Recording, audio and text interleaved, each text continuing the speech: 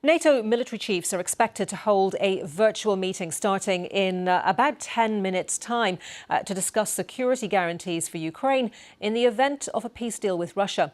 The Kremlin is playing down any chance of an imminent face-to-face summit between President Putin and Ukraine's President Zelensky, amid calls for those talks to happen from the US president. While speaking in the past couple of hours, the Russian Foreign Minister Sergei Lavrov said that questions of security cannot be resolved without Russia. He said that they hoped Washington understood that talks without Russia were what he called a path to nowhere. He added Russia didn't hear any constructive ideas from the Europeans at their meeting with President Trump. Well, Mr. Trump continues to urge President Putin and President Zelensky to discuss bringing an end to the war in Ukraine, although he isn't pushing for a ceasefire agreement. European powers are keen to capitalise on a sense of momentum following Monday's talks at the White House. In Ukraine itself, officials say 14 people have been injured in multiple Russian strikes on a town in the northeastern Sumy region. Russia launched 15 drones in the assault in the early hours of Wednesday. The children injured in the attack, which struck a residential neighbourhood in the town, were aged 5 months, 4 years and 6 years old. Our security correspondent Frank Gardner joined me a little earlier and gave us his analysis of the UK's Chief of the Defence Staff, that's Tony Radakin, his visit to Washington.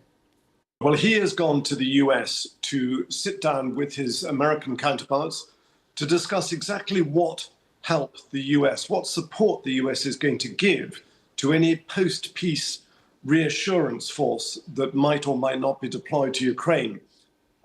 Because Donald Trump has said, well, forget about boots on the ground. That's not going to happen. The US is not going to commit troops to Ukraine, but it might provide some air support.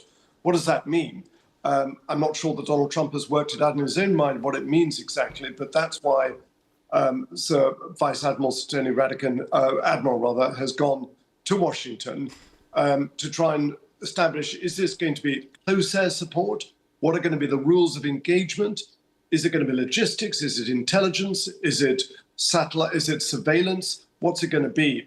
And one really important factor in all of this that they have yet to thrash out is that if this reassurance force, that's the coalition of the willing, led by Sir Keir Starmer and President Emmanuel Macron, if that is deployed, what are going to be the rules of engagement? What happens if Russian forces shoot at them or break the ceasefire and shoot at the Ukrainians? Are they allowed to shoot back?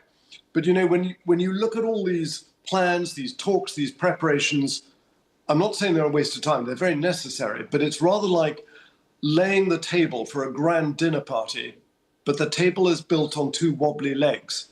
They're going to have to shore up those legs because there's a lot of moving parts here. Russia may not agree to any of this. And Russia is in no hurry to stop fighting.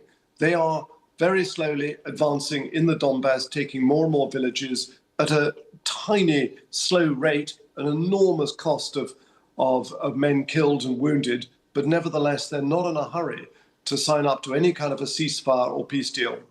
Frank Gardner.